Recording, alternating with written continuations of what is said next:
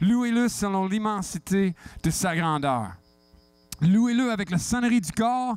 Louez-le avec la lutte et la harpe et la guitare. Louez-le avec le tambourin et avec des danses. J'aimerais savoir ça. Louez-le avec des instruments à cordes et le chalumeau. Louez-le avec des cymbales sonores. Louez-le avec des cymbales éclatantes. Que tout ce qui respire loue l'Éternel. Louez l'Éternel. Prions ensemble. Dieu éternel, éternel Dieu, nous venons, nous qui respirons, selon ton appel et selon ta volonté, justement pour te louer avec nos instruments, mais aussi de nos voix, mais surtout de nos cœurs, reconnaissant l'immensité de ta grandeur et nous rappelant tes hauts faits en faveur de nous, ton peuple. Nous voulons nous humilier, reconnaissant qu'il n'y a pas eu de journée où nous étions aussi bons pour ne pas avoir besoin de ta grâce. Et nous voulons te rendre grâce, reconnaissant qu'il n'y a jamais eu de journée où nous étions assez pécheurs pour ne pas que tu nous l'offres. Père, que nous te louons par ton Fils et en ton Esprit, et qu'ainsi la gloire soit rendue à toi, Père, au Fils et au Saint-Esprit. Amen. Donc, je vous invite à vous lever et chanter avec nous autres, si vous voulez bien mettre un masque, et de vous lever, pas chanter avec nous autres, si vous ne voulez pas mettre de masque, puis vous restez assis si vous voulez, faites ce que vous voulez finalement. Et on chante.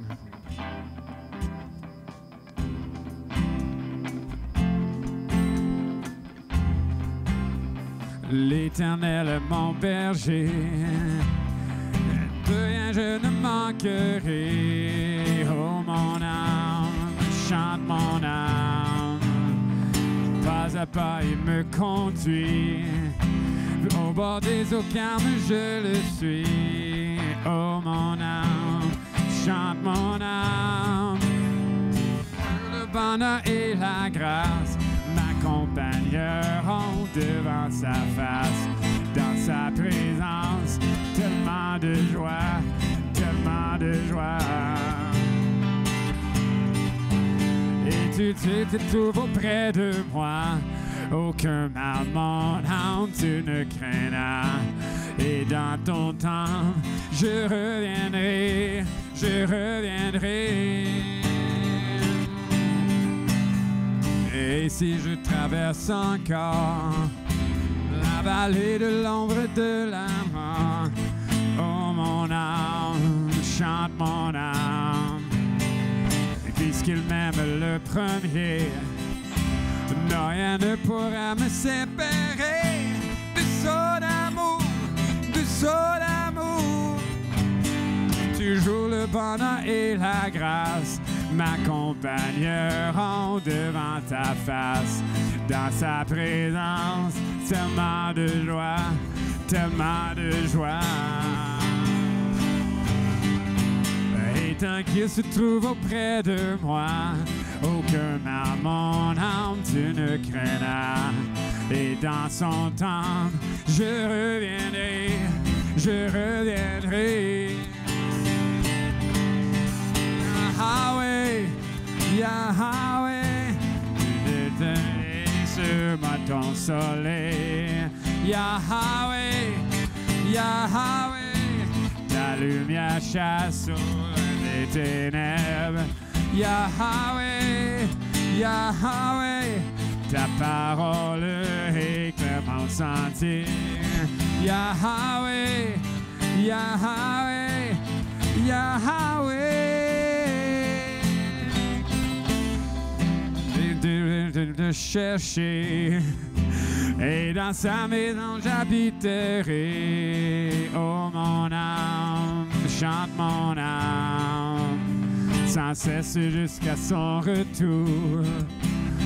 Mon âme chante son amour tous les jours, tous les jours. Toujours le bonheur et la grâce m'accompagneront devant sa face. Dans sa présence, tellement de joie, tellement de joie. Et tant qu'il se trouve auprès de moi, mon âme, tu ne craindras. Et dans son temps, tu reviendrais, je reviendrai. Yahweh, de merveille sur moi ton soleil.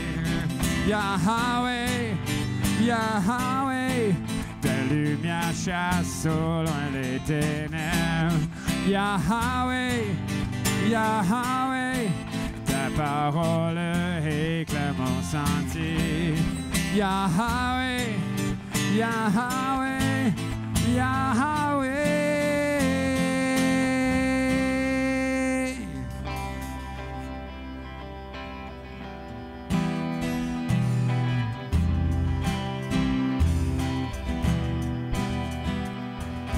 Qui a mes yeux et les océans, qui a compté les jours de demain.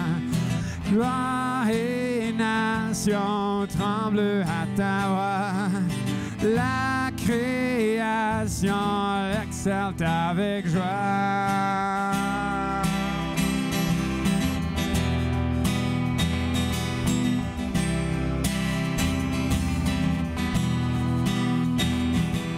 Qui sont de l'esprit de l'Éternel, qui peut éclairer de ses conseils, roi de s'opposer au Tout-Puissant et cerner l'étendue de ses plans.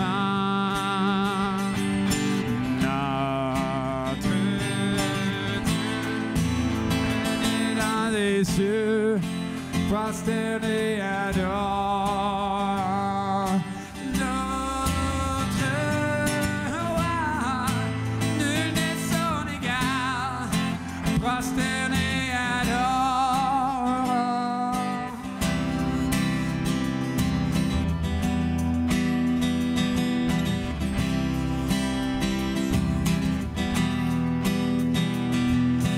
Qui s'est laissé clouer sur la croix, de nos péchés portant tout le poids. Dieu éternel se donne humblement, le Dieu élevé pour tous les temps. Notre Dieu règne dans les cieux, prosterné adorant. Notre roi, nul n'est son égal, prosterné adorant.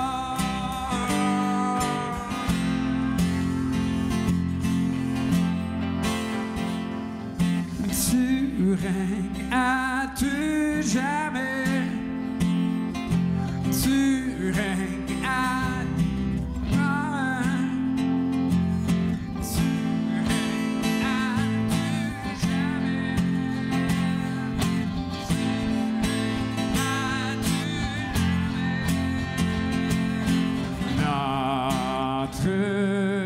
Dieu règne dans les cieux, prosterné adore. Notre roi, nul n'est son égal, prosterné adore. Let's go, comme notre Dieu. Notre Dieu règne dans les cieux, prosterné adore. Notre roi, nul n'est son égal, prosterné adore-le.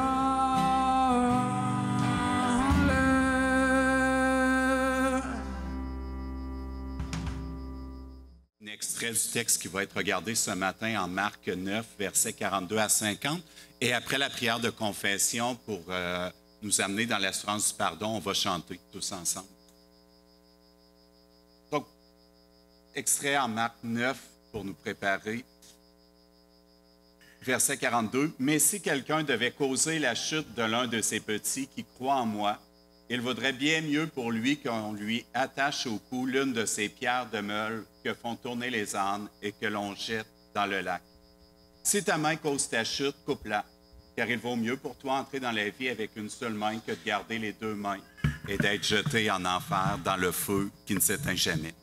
Si ton pied cause ta chute, coupe-le, car il vaut mieux pour toi entrer dans la vie avec un seul pied que de garder les deux pieds et d'être jeté en enfer. Si ton œil cause ta chute, jette-le au loin, car il vaut mieux pour toi entrer avec un seul œil dans le royaume de Dieu que de garder les deux yeux et d'être jeté en enfer, où le ver rongeur ne meurt point et où le feu ne s'éteint jamais. En effet, chacun doit être salé de feu.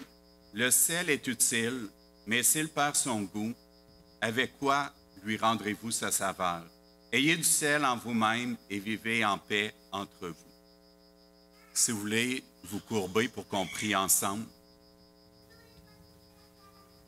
Abba Père, toi qui nous as rachetés, nous ne voulons pas causer la chute d'aucun de tes enfants.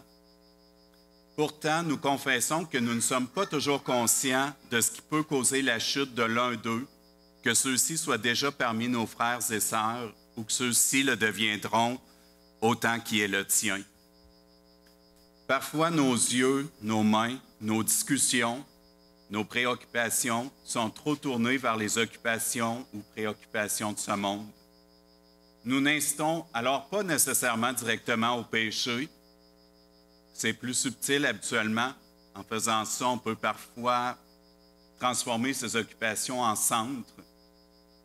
Et alors, sans trop nous en rendre compte, nous détournons de toi, en laissant croire par nos agissements, par nos occupations, qu'il y a plus important que de se confier en toi. Par ailleurs, souvent, on n'enseigne pas vraiment par ce qu'on dit, on enseigne beaucoup plus par qui on est, ce qu'on fait, comment on agit, comment on réagit. Et pourtant, nous ne sommes pas toujours suffisamment alertes au quotidien. À la fin de nos jours, combien de temps aurons-nous gaspillé en impatience, en mauvaise humeur, en chicane, en plainte, en souci pour des choses passagères sans importance, ou encore en construction de beaux projets bien intentionnels pour nos vies, mais qui t'oublient. Garde-nous, Père, de la négligence dans notre quotidien, pour que notre manière d'être ne soit pas une occasion de chute ou de détournement pour notre entourage. Veille sur nous, Père, pour que notre manière d'être ne détourne pas les yeux de ta gloire. Imprègne-nous des réflexes de serviteurs de ton Fils Jésus. Garde-nous d'évaluer ce que nous faisons ou projetons comme si notre propre vie et notre propre pardon n'étaient pas eux-mêmes complètement immérités. Garde constamment notre mémoire comment nous étions perdus sans toi, Père, lorsque nous ne reconnaissions pas ta gloire, lorsque nous ne la voyions pas auparavant. Comment notre marche avec nos propres lois nous menait loin de toi. Rappelle-nous que la sanction que nous méritions, plutôt que de nous frapper, frappa Christ à la fois. Garde ça précieusement en nos cœurs au quotidien. Garde dans notre esprit que notre foi vient de toi, pour que nous sachions que nous tiendrons, même lorsque nous sommes épuisés de ce que l'on peut vivre ou nous faire vivre. Et qu'ainsi, en sachant que tu nous feras tenir, nous soyons plus heureux, en joie de supporter ce qui doit l'être pour ne pas détourner de toi. Abba Père, pardonne-nous nos défaillances et place au cœur de nos manières d'être et de réagir des réflexes conformes au fait que Christ est toute notre vie. Christ est la vie.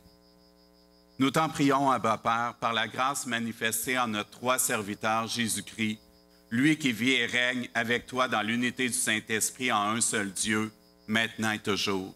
Amen. Notre prochain chant va nous rappeler justement notre dureté, notre péché, et que la seule solution, c'est pas de s'améliorer, c'est de se tourner vers Dieu. Donc, chante avec moi. J'étais perdu dans la nuit noire, en dépit de ta gloire. Mon péché m'offrait le bonheur, mais son fruit fut la mort. Mon âme rebelle contre toi détestais tous tes voies. Et sans ta grâce qui m'a choisi, je n'aurais pu t'aimer. Je marchais vers la perdition, ne suivant que ma loi, mais ta colère contre moi frappe Christ à la croix. Là je compris tout ton amour qui dure depuis toujours. Ta grâce pour moi surabondante, tu es mon seul secours. Alléluia, Christ est toute ma vie. Alléluia, Jésus est mort. Oui, je tiendrai fidèlement, car ma foi vient de toi, car de te rendre ton bras puissant, me garder dans tes voies. Ô tendre Père, conduis mes pas là où tu le voudras, et que mon chant dise sans cesse, Dieu seul est toute ma gloire. Alléluia, Christ est toute ma vie. Alléluia, Jésus est mort. Alléluia, Christ est toute ma vie. Alléluia, Jésus est mort. J'ai juste deux petites lectures à faire que Matthieu a demandé en lien avec ce message. C'est des drôles, un drôle de texte que je ne connaissais pas, mais que vous allez, Matthieu va faire référence tantôt. Donc Moïse, Nombre 11, 24 à 29, Moïse sortit et rapporta au peuple les paroles de l'Éternel. Il rassembla 70 des anciens du peuple et les plaça autour de la tente.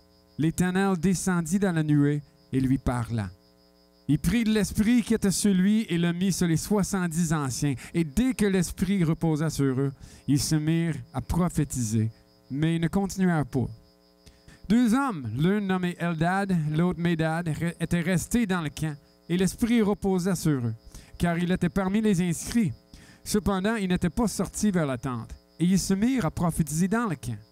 Un jeune homme courut l'annoncer à Moïse et dit: Eldad et Médad prophétisent dans le camp. Josué, fils de Nun, assistant de Moïse depuis sa jeunesse, prit la parole et dit: Moïse, mon Seigneur, empêche-les. Moïse lui répondit: Es-tu jaloux pour moi? Puisse tout le peuple de l'Éternel être composé de prophètes, et veuille l'Éternel mettre son esprit sur eux. Et Moïse se retira dans le camp, lui et les anciens d'Israël. Et dans le Nouveau Testament, Philippiens 1, 15 à 18, Paul écrit à ceux qui étaient là-bas: Certains, le vrai, prêchent le Christ par envie et rivalité. Ça a été rapporté que plein de monde prêchait Christ. Certains connus, d'autres non connus. Mais d'autres le font dans des dispositions bienveillantes. Ceux-ci agissent par amour, sachant que je suis établi pour la défense de l'Évangile.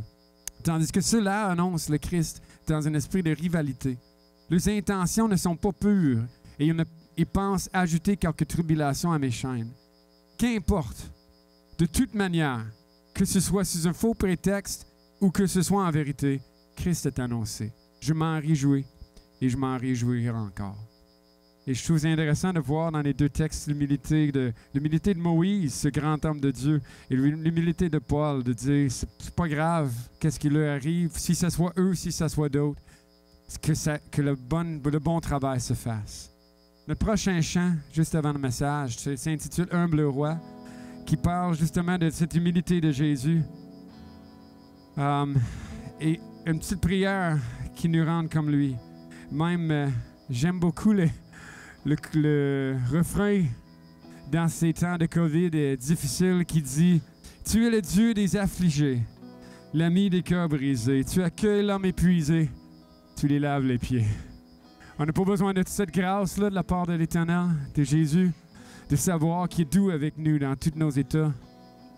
Donc, on va chanter Humble Roi juste avant d'entendre le message, après quoi on va avoir le baptême.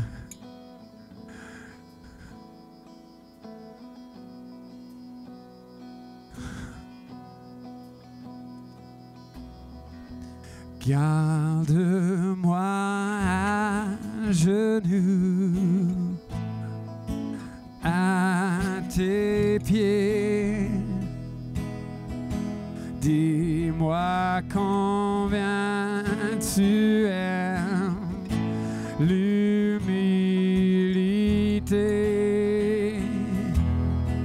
Saint-Esprit, sois l'étoile qui conduira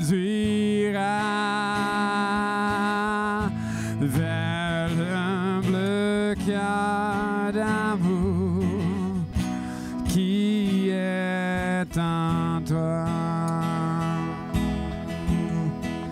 Tu es le Dieu des affligés, l'ami des cœurs brisés, et tu accueilles l'âme épuisée, tu lui laves les pieds. Jésus, je veux te ressembler, avoir ce cœur en moi. Tu es le Seigneur des humbles, oui, tu es l'humble roi. Ici dans la poussière, avec les mages, je m'incline et t'apporte tout mon hommage. Je n'ai pas de couronne à déposer, non, mais une vie brisée à te donner. Tu es le Dieu des affligés, l'ami des cœurs brisés, et tu accueilles l'âme épuisée, tu lui laves les pieds. Jésus, je veux te ressembler, avoir ce cœur en moi. Tu es le Seigneur des humbles, oui, tu es l'humble roi. Tu es le Seigneur des humbles, oui, tu es l'humble roi. Vous pouvez vous asseoir et Mathieu, c'est à ton tour. Oh, des annonces. Bienvenue à tout le monde aujourd'hui. Quelle belle journée pour un baptême. Alors, bienvenue à tous les amis, la parenté qui sont là. Bienvenue à vous qui vous êtes des réguliers à notre Église. On est content que vous soyez là et que le Seigneur prenne bien soin de vous aujourd'hui. On va avoir tout à l'heure l'occasion, lors de la prière qu'on va faire ensemble, de souligner l'importance de la fête des Pères. Alors, déjà, je veux vous le dire, bonne fête des Pères à tout le monde qui sont là aujourd'hui, tous ceux concernés. Alors, on va commencer en parlant du baptême. J'aimerais souligner rapidement ici qu'il y a quelqu'un ici, ça fait 50 ans, qui est baptisé aujourd'hui. Hein, je ne me trompe pas. Robert, en arrière, 50 ans, son baptême aujourd'hui, c'est quelque chose. Un, ça va être sa première journée. L'autre, ça fait 50 ans. Voyez-vous, c'est quelque chose. Bon, maintenant, le culte familial pendant l'été. À partir du 4 juillet, on revient à la même formule qu'on avait l'année passée. Donc, un culte un maximum de 45 minutes. Tout le monde est ici. Et le thème que nous aurons, c'est le Notre Père pendant l'été. Alors, tous bienvenus à partir du 4 juillet. Également, ça va coïncider à partir de la semaine prochaine. La classe des 3-5 ans est terminée pour la période de l'été. Je remercie beaucoup Roxane et Martine qui ont fait une belle invitation. Et prenez le temps d'aller les remercier pour ça. Et on va également avoir, vous savez, des pochettes qui circulent pour les enfants. Si quelqu'un voudrait prendre la relève pendant l'été, ce serait important qu'on ait ça. C'est pas tellement long, pas très compliqué. Et les personnes qui l'ont fait cette année ou la personne qui l'a fait pourrait vous indiquer comment faire. N'hésitez pas à venir nous voir pour ça.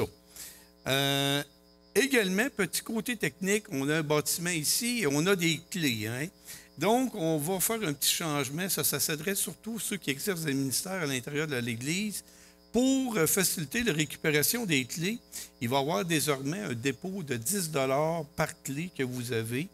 Juste une question qu'à un moment donné, quand il y a quelqu'un quitte ou quoi que ce soit, c'est plus facile de gérer des clés. Donc, à partir de... c'est Denis Chaussé qui va s'occuper de ça. Un dépôt, une consigne qui vous est retournée lorsque vous avez terminé votre implication. Donc, on va mettre ça en place. Le conseil est encore avec cette vision-là. Ça va nous permettre de mieux gérer ces clés. Et maintenant, boîte orange, on a un repas bénéfice qui se passe tout de suite après le baptême. C'est pour la Villa du Carmel. Qu'est-ce que c'est? La Villa du Carmel, c'est une villa qui offre des services pour des jeunes de tout horizon dans un esprit chrétien. Alors, voyez-vous, on va faire une activité de financement. Tout le monde est bienvenu après le baptême. À l'extérieur, ça se passe là. Vous faites pourquoi ça, cette chose-là? Si vous pouvez mettre des dons là-dedans. Vous donnez ce que vous voulez. Vous n'avez pas de sous, vous ne mettez rien, puis c'est correct. Puis vous êtes là, on est content. Mais tous les dons, tous les profits, tout ce qui est ramassé s'en va à la Villa de la Carmel à ce moment-là. Soit en passant, les chaises, vous emmenez vos chaises si vous en avez, sinon on va s'arranger. Et, bien plate, mais on est toujours en temps de pandémie. Donc, essayons de garder autant que possible la distanciation. Il y a des bulles familiales, pas besoin de masque à l'extérieur, mais vous savez, on est au centre de la ville de Bécancour, on peut se faire examiner à travers de ça. Donc, on surveille le côté distanciation. C'est bon? OK. Maintenant, on va essayer de mettre ça en application tout à l'heure. Hein? On aime ça être ensemble, mais on va essayer de se souvenir de ça.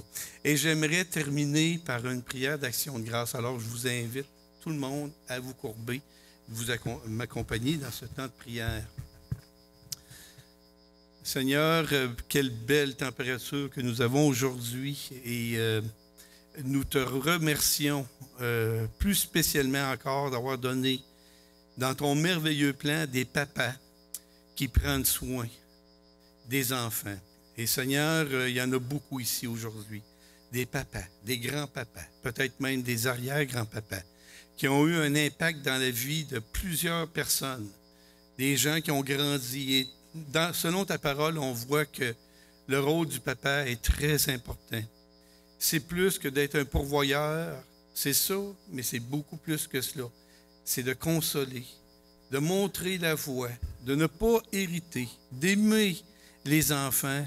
Eh bien, Seigneur, c'est un plan merveilleux et accompagne tous les papas dans ce qu'ils traversent comme épreuve, comme difficulté, comme défi. Et nous t'en remercions énormément pour tous ceux qui sont dans cette assemblée. Te remercions aussi à toi, Seigneur, grand Dieu, qui est le meilleur papa qui ne peut pas exister. Et ce matin, tout à l'heure, quand Ézéchiel va se faire baptiser, bien, il a reconnu que Dieu est son papa. Un papa céleste. Il a un papa papa terrestre, mais un papa céleste aussi. Et ce papa céleste-là, c'est toi, Seigneur, qui nous aime d'un amour qui... Les mots nous manquent pour définir la grandeur de l'amour que tu as pour chacun de nous. Tu es toujours là pour prendre soin de nous. Et nous voulons te reconnaître comme tel. Nous pouvons dire avec assurance, Abba, Père, parce que ton Saint-Esprit est en nous. Aide-nous, Seigneur, si nous ne le connaissons pas, à te rencontrer, peut-être à travers tout ce qui va se passer ce matin. Alors, sois avec nous pour la fin de la poursuite de ce culte, ensemble, et pour le message que Mathieu va nous livrer dans quelques secondes. Amen. Hey, bonjour tout le monde. Bon matin. Content de vous voir, plutôt de vous revoir après une pause de 7 semaines d'affilée où c'était d'autres qui apportaient les prédications. Je rends grâce à Dieu pour toute la relève. Je pense que Will en a juste apporté une là-dedans. Un des pasteurs de l'Église a apporté une prédication sur ces 7-là. Les autres, c'est tous les aspirants ou les personnes en formation. Fait qu'on est bien heureux là, de toute cette relève-là. Mais en même temps, j'avais hâte de vous retrouver. Fait que c'est vraiment un plaisir. Hey, le soleil est fort un matin. Hein? C'est merveilleux. Donc, ce matin, on va reprendre évidemment notre série dans l'Évangile de Marc. Pour nos invités peut-être qui n'étaient pas ici régulièrement, on est dans une série sur l'Évangile de Marc à travers toute l'année et on la reprend ce matin. Et j'aimerais juste peut-être rapidement rappeler quelques éléments que Will avait abordés lors de sa dernière prédication il y a 3 semaines. Parce que comme vous allez voir, il y a des points, des références qui, je pense, amènent une certaine profondeur, un certain mûrissement dans le texte qu'on va regarder ce matin. Donc, si vous vous rappelez bien, on avait vu premièrement que les disciples, et en particulier Pierre, du moment que parmi les apôtres, il y en a un qui parle, c'est souvent Pierre, comment est-ce que Pierre avait répondu à la question concernant l'identité de Jésus? Vous vous rappelez sûrement, Jésus demandait « Qui dit-on que je suis? Qu'est-ce que les gens de la foule, qu'est-ce que les gens de la population pensent de moi? Qu'est-ce qu'ils disent à mon sujet? » Et là, les disciples répondaient à ça.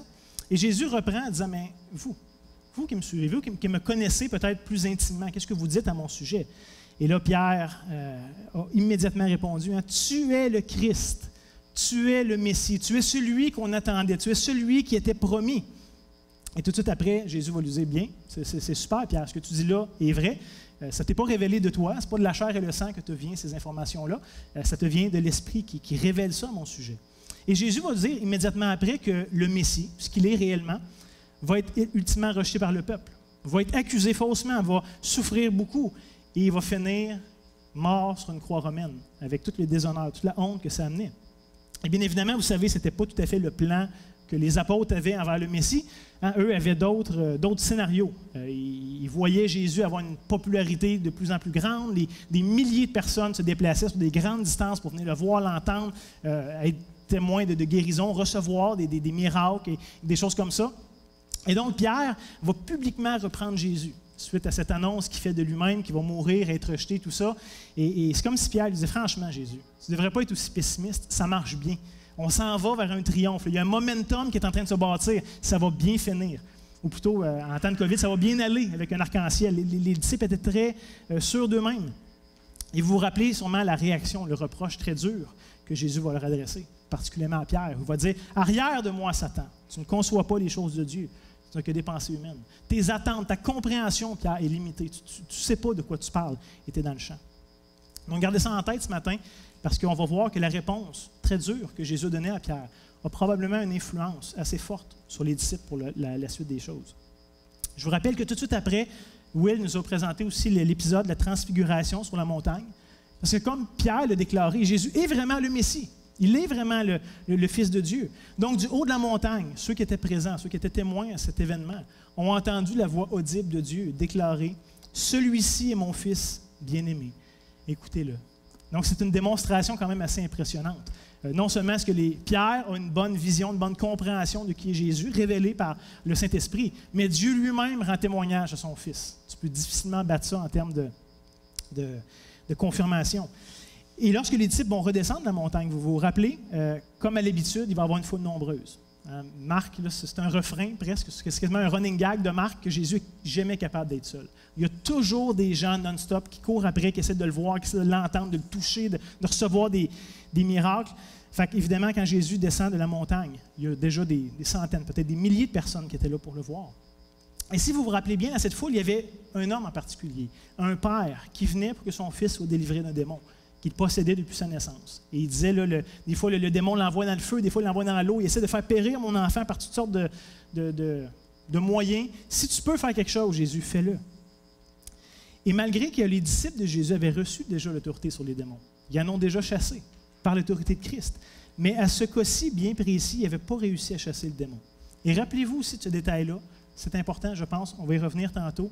Ça va nous aider à comprendre qu'est-ce qui se passe dans leur cœur, dans leur compréhension. Fait que ceci étant dit, là, le contexte de la dernière fois, on va regarder qu'à travers le texte de ce matin, qu'on va explorer ensemble, Jésus va continuer de préparer ses disciples pour le summum de son œuvre, ce qu'on appelle la passion. Que Christ vient pas juste pour faire des bonnes choses, puis enseigner, puis être un bon exemple de morale, mais qui vient pour prendre sur lui, ultimement, la colère de Dieu contre le péché du monde. Et Marc, comme auteur de l'Évangile, désire aussi nous préparer à cet événement ultime dans la vie de Jésus. Il ne veut pas que ce soit une surprise à la fin de son récit, mais déjà, tout au long, il est en train de nous préparer, de nous donner des indices qui vont nous aider à apprécier ce que Jésus est venu faire. Mais malgré l'importance du sujet, que c'est pour ça que Christ est venu, qu'il s'est incarné, on ne s'attardera pas longtemps sur cet élément-là. Marc va en parler beaucoup plus tard, d'une manière beaucoup plus explicite, mais nous, ce matin, on n'en parlera pas beaucoup. Parce que comme on va voir, les disciples ce matin avaient des choses beaucoup plus importantes à considérer que l'arrestation et la mort de leur maître. Il y avait eux dans l'équation, puis leur ego qui prenait peut-être beaucoup de place. Donc, sans plus tarder, lisons maintenant les premiers versets de notre texte de ce matin. Donc, ça se trouve en Marc chapitre 9, ceux qui veulent tourner avec moi. Et on va lire pour l'instant les versets 30 à 34. Ceci comme suit. Ils, donc Jésus et les disciples, partirent de là et traversèrent la Galilée. Mais Jésus ne voulait pas qu'on le sût. Selon ses habitudes, Jésus essaie de s'assurer d'avoir du temps à part pour pouvoir être avec ses disciples, pour pouvoir les enseigner, pour pouvoir les former, pour pouvoir leur transmettre un dépôt qui est important. Parce que lui, il sait qu'il ne sera pas toujours là. Il est là pour un temps bien précis.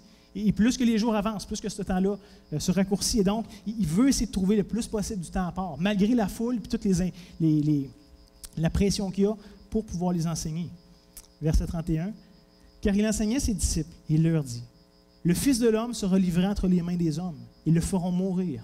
Et 3 jours après qu'il aura été mis à mort, il ressuscitera. » Comme je l'ai dit, c'est déjà la 2e fois dans l'Évangile de Marc que Jésus annonce clairement ce qui s'en vient devant lui, qu'il est réellement le Messie, mais qui va être un Messie souffrant. À l'instar de tout ce que nous, on se serait attendu, de tout ce qu'on aurait désiré, il va venir comme Messie, mais comme Messie souffrant. Verset 32. « Mais ses disciples ne comprenaient pas cette parole, et ils craignaient de l'interroger. » Très certainement, c'est à cause de la réprimande très dure que Jésus avait faite à Pierre, là, il y a quelques jours à peine. Les disciples se sont dit, gars, si on ne comprend pas, on est peut-être mieux de pas trop pousser notre chance, pas trop faire des grandes affirmations au sujet de Jésus, on ne va pas être abroué trop durement.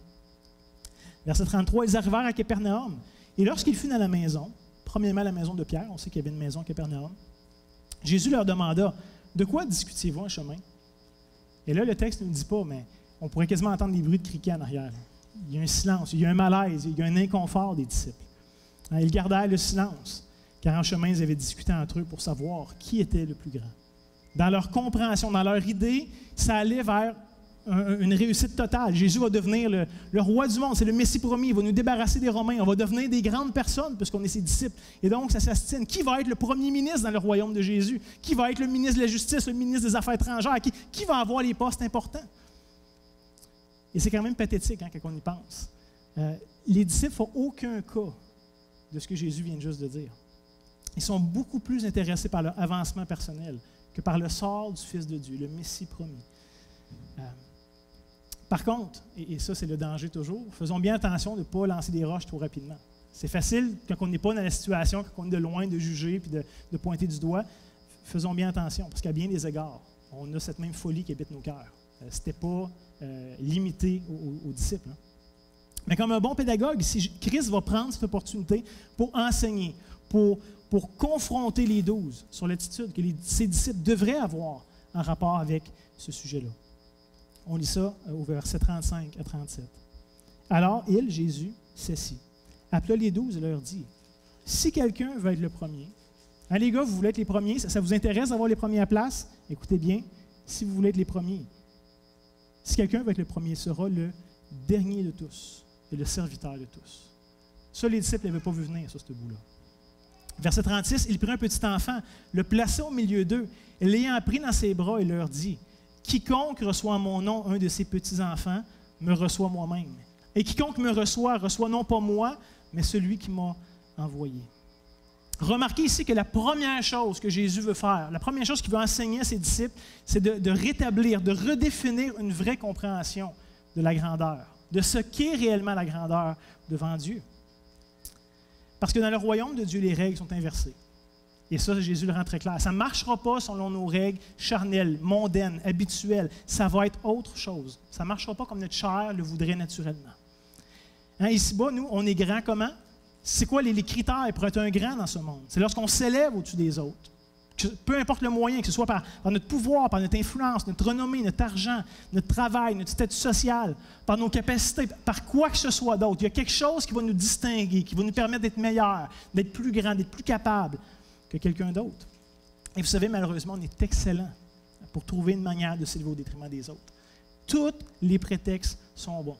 Que ce soit la race, ma langue, ma couleur de peau, que ce soit mon sexe, que ce soit le travail que je fais, mon statut social, tout est un prétexte pour savoir comment je peux m'élever au-dessus de mon prochain. Mais dans le royaume de Dieu, c'est complètement l'inverse. Hein? On n'est pas grand parce qu'on écrase les autres puis qu'on s'élève au-dessus d'eux, mais on est grand parce qu'on devient leur serviteur. Et c'est tellement contre-intuitif. Hein? Selon Jésus, l'échelle pour s'évaluer n'est pas combien de personnes sont en dessous de moi pour me servir, mais combien de gens sont au-dessus de moi et que je sers humblement. Et c'est une vérité qui est tellement centrale dans le christianisme. Ce n'est pas juste un enseignement isolé ici de la part de Jésus, c'est omniprésent dans le christianisme. Mais en même temps, comme je disais, c'est tellement contre-culturel, tellement à l'encontre de ce qu'on voit, de ce qu'on entend autour de nous, tellement même contre-intuitif pour notre propre vie. Hein? Le péché, savez-vous ce que ça fait? Ça peut avoir plusieurs manifestations, plusieurs manières de se manifester dans notre vie. Mais le péché à la base nous rend égoïstes. Ce qui, normalement, on aurait dû considérer Dieu un premier et considérer notre prochain comme nous-mêmes, nous rend égoïstes, nous recentre sur nous-mêmes. Moi avant les autres, moi-même avant Dieu, puisque Dieu pense des choses. C'est la première manifestation du péché dans nos vies. Mais c'est intéressant ici de noter que Christ ne nous demande pas de faire quelque chose qu'il n'incarne pas lui-même, premièrement. Hein, Jésus, il n'est pas trop du genre « faites ce que je dis, faites pas ce que je fais ». Nous, on est bon des fois pour faire ça, de devenir comme un peu un double jeu, d'être un peu hypocrite. Jésus ne marche pas comme ça.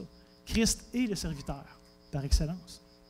Et dans quelques semaines, lorsqu'on va arriver à ce texte-là, on va voir en Marc 10, les versets 42 à 45, hein, que Jésus va appeler ses disciples et va leur dire « Vous savez que ceux qu'on regarde comme les chefs des nations les tyrannisent, et les grands les dominent, les écrasent, prennent avantage sur les plus petits et les plus faibles. » Verset 43, « Il ne sera pas de même au milieu de vous.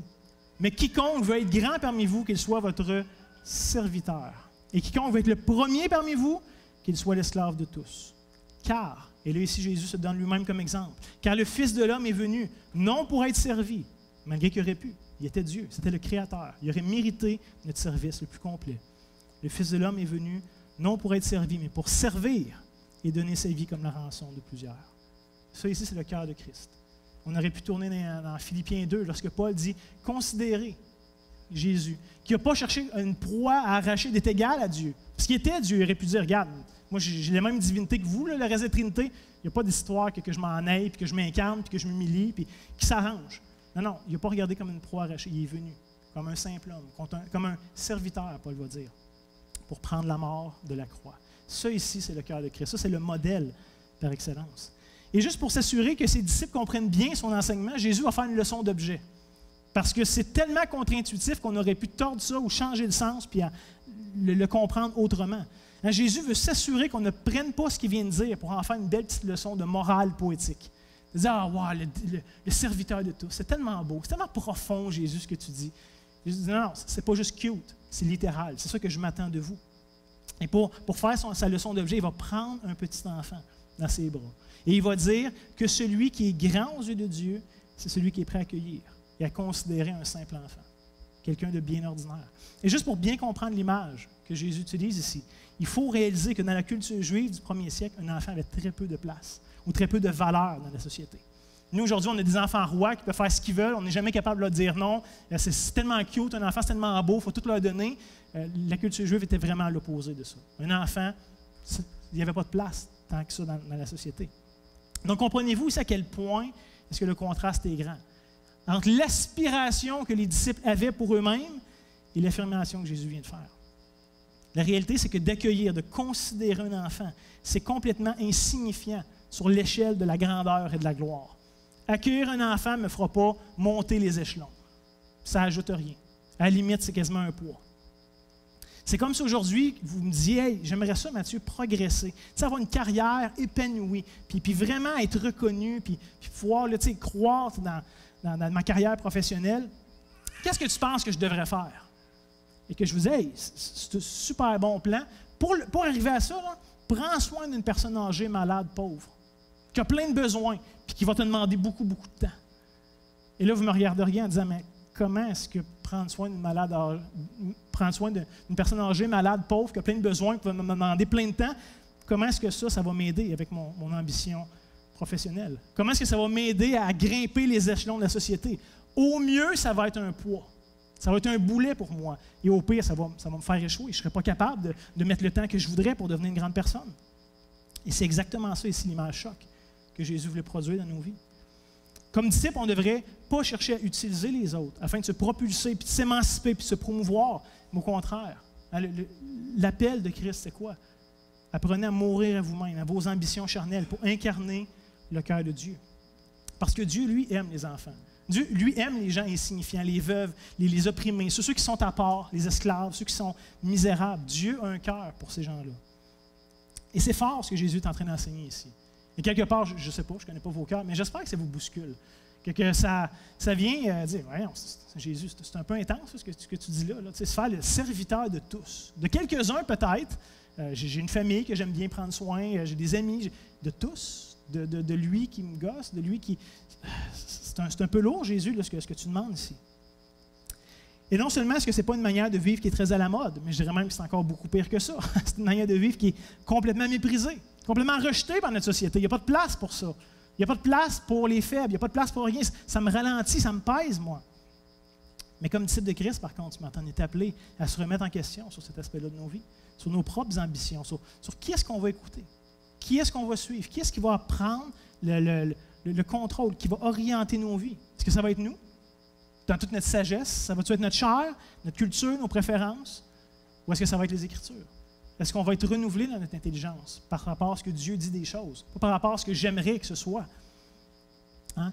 Qui est-ce qui va former notre manière de vivre? Qui est-ce qui va former notre manière de voir les autres, de considérer les autres? À quoi est-ce que vous allez conformer vos vies? Qu'est-ce que vous allez poursuivre? Qu'est-ce que vous allez imiter? Qu'est-ce qui va vous habiter? Qu'est-ce qui va vous mouvoir dans l'action? Et c'est ça la question aussi que Jésus essaie de répondre ce matin. Et juste pour nous donner comme Église une application très concrète, hein, des fois on dit les applications c'est un peu vague, abstrait, flou. Là on tombe très très concret et que ça touche tout le monde dans l'Église sans exception. Il faut réaliser que les enfants ont leur place dans l'Église, dans le royaume de Dieu. Je pense que ça serait difficile de passer à côté de ça. Et je ne parle pas ici que les enfants sont importants parce qu'on les parque dans une classe, loin, pour avoir la paix, puis enfin, nous, les grands adultes, ensemble, faire les choses importantes. C'est pas de ça que je parle. Je parle de les intégrer dans la vraie vie de l'Église. Plutôt que de voir les enfants comme des distractions, comme des dérangements, comme des empêchements de cheminer, moi, dans ma foi, dans mon recueillement, dans mon épanouissement, dans ma spiritualité, dans mon cheminement. Comment est-ce que les enfants, des fois, viennent nuire à ça chez moi? Et comment est-ce que finalement les enfants sont peut-être pas si importants que ça? Et évidemment, ça ne justifie pas que les enfants fassent n'importe quoi, n'importe comment. Et je sais que pour les parents, ça peut être un défi. Je suis moi-même parent, fait que je sais des fois que ça veut gigoter, ça veut faire un petit peu de bruit. Mais encore une fois, si on est juste honnête avec nous-mêmes. Parce qu'il y a des choses qu'on pense, qui habitent nos cœurs, mais qu'on ne dit pas, parce qu'on sait que ça ne se dit pas.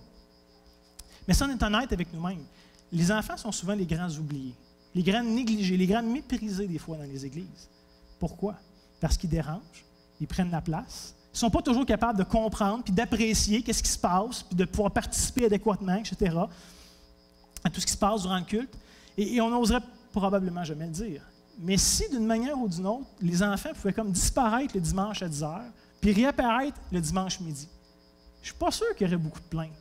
Je ne suis pas sûr qu'on disait « Hey, non, ça n'a pas d'allure, il faut absolument qu'ils soient là, on s'ennuie de nos enfants. » Non, ils disparaissent à 10h, ils reviennent à midi, comme par magie. Ça ferait quasiment notre affaire, des fois. Après tout, les enfants n'ont rien à nous offrir. Ce n'est pas un enfant qui va édifier ma foi. Ce n'est pas un enfant qui va m'aider à croître et à m'épanouir, moi, comme chrétien, comme individu. L'enfant va me demander mon temps, mais il ne me redonnera rien en échange, ou du moins très peu. Et c'est justement ça le point de Jésus. Voyez-vous? Est-ce qu'on est prêt à les considérer, à les accueillir, à les servir, même si on ne reçoit rien en échange? Parce que c'est ça le but du serviteur. C'est pas « je te sers, le maître, qu'est-ce que moi je reçois en échange? » C'est non, tu es un serviteur. Tu es à mon service, indépendamment de ce que tu en reçois. Et si je prends la peine de dire ça, c'est premièrement parce que c'est une application qui découle du texte, mais aussi juste pour nous préparer, encore une fois, comme Église. Parce que comme c'est annoncé tantôt, que Yvon nous disait, cet été encore, on va avoir ce qu'on appelle un culte familial, un culte plus court, plus simple, un culte d'interaction avec les enfants. Tous les adultes peuvent en retirer quelque chose, j'en suis convaincu, mais c'est différent de ce qu'on est habitué à bien des égards. Et pourquoi est-ce qu'on voudrait faire ça comme Église? Pourquoi prendre 10 semaines dans l'été pour faire un culte comme ça? La raison est simple, c'est qu'on veut prendre aussi soin des enfants. On veut les accueillir, on veut les servir, on veut considérer les enfants dans le culte. Parce que la spiritualité, ce n'est pas juste pour les grands adultes importants, c'est aussi pour les plus petits parmi nous. Et je suis conscient que c'est un défi, puis que ça prend un équilibre. On ne fera pas ça 52 semaines par année tout le temps, mais est-ce qu'on peut avoir quelques semaines, un moment pour ça? Est-ce qu'on est capable de se faire leur serviteur pendant quelques semaines comme adultes? Donc, j'aimerais juste simplement nous donner le défi en vue de cette série d'été qui s'en vient. Premièrement, de pouvoir y participer pleinement, mais juste de nous aider à voir, pas qu'est-ce que nous, on perd durant les cultes familiales. Parce qu'on pourrait dire, mais moi, je perds la longue période de louange que j'aime. Moi, j'appréciais pouvoir louer un peu plus en profondeur, puis avec tout le bon travail que Will et Patrice font. Moi, j'apprécie ça. Là, ça va être un chant ou deux maximum. Ça vient un peu couper mon plaisir. La prédication ne sera pas ce que j'étais habitué ou ce que j'aimais. Puis, donc, considérons pas qu'est-ce que nous, on perd durant les cultes familiales, mais considérons ça sous un autre angle. Qu'est-ce que les enfants gagnent dans ce culte-là? Comment eux peuvent en retirer? Comment est-ce qu'eux prennent part dans tout ça? Mais les apôtres, étant comme nous, sont là à croire ce que Jésus demande, ce que Jésus enseigne. Et les règles du royaume, comme je disais, sont tellement contre-intuitives pour des êtres humains déchus comme nous que Jésus a besoin de revenir un peu à la charge. Mais regardons maintenant la réponse des apôtres suite à cet enseignement-là de Jésus, qui est très clair, qui est très, je dirais, drastique. Et voici ce qu'ils vont répondre en Marc 9, 38 à 41. Jean lui dit, « Maître, nous avons vu un homme qui chasse des démons en ton nom, et nous l'en avons empêché, parce qu'il ne nous suit pas. » Jésus leur répond, « Ne l'en empêchez pas, car il n'y a personne qui, faisant un miracle à mon nom, puisse aussitôt après mal parler de moi, qui n'est pas contre nous et pour nous. Et quiconque vous donnera à boire un verre d'eau à mon nom, parce que vous appartenez à Christ, je vous le dis en vérité, il ne perdra point sa récompense. » Imaginez la scène. Jésus vient juste d'enseigner l'importance de servir, de considérer les autres.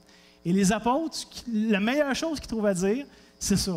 On a vu quelqu'un qui fait des bonnes choses en ton nom, puis on l'a empêché. C'est quand même pathétique comment est-ce qu'on est insécure dans notre rapport les uns aux autres. Comment est-ce qu'on a besoin d'essayer de se prouver, d'essayer de voir ce qu'on vaut. Hein, comment on essaie toujours dans cette attitude-là de se comparer. C'est terrible comment ça habite facilement nos cœurs. On n'a pas besoin de se forcer pour que ça soit là. Hein, comme Will nous l'a lu ce matin, on a un épisode similaire avec Moïse et Josué, où Josué voit d'autres qui prophétisent dans le camp d'Israël. Puis c'est pas Moïse, puis c'est pas sous l'autorité de Moïse. Là, qu'est-ce qui se passe? Hein, Josué, c'est comme le deuxième en Israël là, qui est en train de pousser. Puis quand Moïse s'en va, ça va être lui le boss. Puis là, il y en a d'autres là, qui font compétition. Moïse, va-tu les ajouter? Qu'est-ce qui se passe? Et finalement, il faut juste réaliser que c'est ce même péché qui nous empêche de prendre plaisir dans l'avancement du royaume. Parce qu'à moins que ça se fasse par moi et que j'en retire une forme ou une autre de gloire, de remerciement, d'applaudissement, mais je vais me sentir menacé par le succès des autres.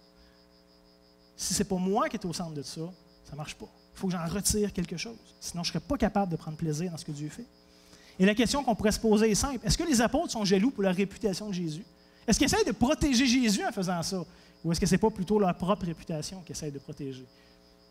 En vrai, si vous vous rappelez bien, comme je l'ai dit au tout début, les disciples n'avaient pas été capables de chasser le dernier démon qu'ils avaient rencontré. Publiquement, devant toute une foule, ils ont vécu un échec. Et donc, imaginez, là, quelque part, il va être assez jaloux de cet homme-là qui semble avoir du succès. Au nom de Jésus, il n'est pas avec eux, mais Colin, il a peut-être même une certaine renommée, cet homme-là, dans la région. Et peut-être que les apôtres avaient peur que Jésus, éventuellement, voudrait peut-être l'ajouter à leur groupe. Imaginez, c'est déjà pas facile de faire sa place parmi 11 autres hommes. Là, s'il y en a un autre qui s'ajoute, puis qu'en plus, lui, il a du succès, ou est-ce que moi, je ne suis pas capable, puis comprenez-vous toute l'insécurité qu'il vit ici? Encore une fois, si on est honnête avec nous-mêmes, on est souvent aussi crasse, aussi insécure que les apôtres l'ont été à ce moment-là. Ce n'est pas un sentiment qui est étranger à nous. C'est probablement assez présent dans nos cœurs, à toutes sortes de niveaux, pour toutes sortes de raisons. hein, on va se permettre de critiquer, d'accuser d'autres chrétiens, d'autres dénominations, d'autres familles d'église, d'autres gens qui ne croient pas exactement comme nous, ou qui font pire encore, qui ne font pas les choses comme nous, qui n'ont pas les mêmes opinions que nous. Hein, moi, j'ai un ministère, je le fais comme ça. Si tu veux faire le ministère, il faut que tu le fasses comme ça aussi, parce que ça se pourrait peut-être que tu aies plus de succès que moi, ou que ça soit plus efficace la façon que tu le fais. Mais moi, c'est le même, je veux le faire. Puis là, il y a toute cette petite guéguerre-là qui peut arriver. Évidemment, vous connaissez, je ne suis pas en train de dire que la connaissance, la théologie ou que les manières de faire dans l'Église ne sont pas importantes. C'est très important. Mais le point, c'est qu'il faut réaliser que c'est souvent des enjeux qui sont secondaires ou tertiaires, qu'on ne devrait jamais se diviser, se jalouser, s'envier, se mépriser sur ces sujets-là. Comme j'ai dit, malheureusement, on est encore aussi prompt que les apôtres à essayer de filtrer qui va avoir de l'influence, qui va avoir des remerciements, qui va être mis sous le spotlight autour de nous. Il y a des gens qu'on est prêt à mettre sur un piédestal, puisque peut-être on bénéficie particulièrement de leurs dons, de leur service. Donc, eux, vu qu'on en retire quelque chose, c'est correct, on peut les laisser tranquilles. Mais il y en a d'autres, si on est honnête, qui compétitionnent avec nous, qui nous font de l'ombre dans ce qu'on fait, dans ce qu'on est capable de faire, dans ce qu'on aime faire. Puis là, ça nous achale. Et clairement, Jésus va condamner cette attitude-là orgueilleuse, c'est évident. Et rappelez-vous même une phrase que Jésus a déjà dit il y a quelques semaines. Il va dire « Un royaume divisé contre lui-même ne peut pas subsister ». Il l'a dit évidemment dans le contexte de Satan, où il se faisait accuser de chasser des démons par la puissance de Satan. Puis il dit « Pensez-y 2 minutes. Si Satan est divisé contre Satan, si Satan essaie de condamner Satan, ça ne marchera pas. Le royaume de Dieu, le royaume de Satan ne pourra pas subsister. Et la même règle s'applique pour le royaume de Dieu. Si les croyants se mettent à s'entre-déchirer avec d'autres croyants puis se mettent à se battre entre eux, comment voulez-vous que le royaume croisse et puisse aller de l'avant? Et comme c'est l'importance de l'enseignement de Jésus qu'on a vu jusqu'à maintenant n'est pas déjà assez clair, il va donner un avertissement extrêmement sévère que Patrice a lu tantôt. On voit ça dans les versets 42-48, où Jésus va dire « Mais si quelqu'un scandalisait qui? L'un de ces petits qui croient, il vaudrait mieux pour lui que l'on lui mît au cou une grosse meule de moulin et qu'on le jetât dans la mer. Si ta main pour toi une occasion de chute, coupe-la. Mieux vaut pour toi entrer manchot dans la vie que d'avoir 2 mains d'aller dans la géhenne, dans le feu qu'à un certain point. Si ton pied pour toi une occasion de chute, coupe-le. Mieux vaut pour toi entrer boiteux dans la vie que d'avoir les 2 pieds d'être jeté dans la géhenne, dans le feu qu'à un certain point. Si ton œil est pour toi une occasion de chute, arrache-le. Mieux vaut pour toi entrer dans le royaume de Dieu n'ayant qu'un œil que d'avoir 2 yeux d'être jeté dans la géhenne, où le ver ne meurt point et où le feu ne s'éteint point. Si vous êtes moindrement familier avec les évangiles ou les enseignements de Jésus, vous avez sûrement entendu déjà ces avertissements-là. L'évangile de Matthieu nous les rapporte à 2 reprises, une fois dans le Sermon sur la montagne, une fois un peu plus loin. Par contre, contrairement à l'évangile de Matthieu, remarquez ici que, c'est-à-dire dans l'évangile de Matthieu, les avertissements que Matthieu nous rapporte, que Jésus dit, sont dans le contexte de quelqu'un qui pêche. Et Jésus lui dit, fais tout en ton pouvoir pour éviter le péché. Mieux vaut pour toi rentrer mutilé quelque part dans le royaume de Dieu que d'aller dans l'enfer avec tous tes membres. Ça, c'est le contexte de Matthieu. Par contre, remarquez ici que Marc utilise le même enseignement, mais dans un contexte un peu différent, dans une manière un peu différente. Ce qui est mis de l'avant dans ce que Marc est en train de nous rappeler, c'est que l'avertissement de Jésus, c'est de ne pas scandaliser même le plus petit des croyants dans le royaume de Dieu. Parce que la réalité, c'est que des frères et des sœurs qui peuvent être facilement méprisables aux yeux de notre chair, aux yeux du monde. Pour toutes sortes de raisons, à tort ou à raison. Mais il y a des petits parmi nous. Il y a des gens qui sont des fois marginaux, un peu à part. Par contre, comme croyants, Jésus rend ça extrêmement clair ce matin. On est appelé à accueillir, à aimer, puis à servir même ces gens-là. Pas juste ceux qui peuvent nous aider à avancer dans la vie, puis à croître, mais tout le monde. Et l'exhortation que j'aimerais juste nous donner ce matin, qui est très simple, mais ne pensons jamais qu'on est trop important pour considérer, s'intéresser, aimer, accueillir et servir tous les enfants de Dieu, sans exception. Même un verre d'eau, Jésus veut nous dire, qui est donné en son nom, au plus petit. Celui qui n'est même pas capable d'avoir un verre d'eau, ça ne sera pas négligé aux yeux de Dieu. Selon les dits de Jésus, on serait mieux de se noyer ou de se mutiler que de faire quoi que ce soit qui vient mépriser ou écraser le plus petit dans le royaume. Évidemment, on comprend ici que c'est une métaphore. Jésus ne s'attend pas qu'on se mutile. C'est d'ailleurs condamné par la loi de Moïse, qui n'est pas en train de dire littéralement « coupez-vous des mains ». Là. Mais par contre, Jésus dit, c'est cette métaphore, qu'on comprenne l'importance de l'enseignement qu'il vient de donner. Ce n'est pas juste une petite suggestion qu'il donne, c'est très important, très catégorique.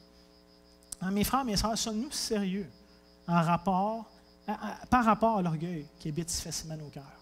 C'est là. quelque part. Gros, petit, ça se manifeste de différentes façons dans différents moments. Mais est-ce qu'on est sérieux en rapport à l'orgueil qui nous habite? Christ a donné un enseignement qui était très sérieux, qui nous appelait à prendre ça très au sérieux. Est-ce qu'on nourrit ces petits sentiments-là les uns envers les autres? Ou est-ce qu'on fait tout en notre possible pour les mettre à mort dans notre vie? C'est ça la question aussi. Est-ce qu'on croit vraiment que l'apogée du royaume de Dieu se passe dans le service, la consécration des autres, considération des autres? Est-ce qu'on pense que ça, c'est la plus grande chose qui peut être faite dans l'Église? Hein, même envers quelqu'un qui est petit, même envers quelqu'un qui est faible et fragile. Est-ce qu'on marche finalement réellement dans les traces de notre maître? Ou est-ce qu'on ne préfère pas des fois vivre selon notre regard naturel, selon ce qui est facile pour nous de vivre, selon notre chair? Et je voulais juste dire ce matin, évidemment, si vous êtes régénérés, si vous êtes en Christ, si vous êtes scellés du Saint-Esprit, il n'y a plus de condamnation qui vous attend.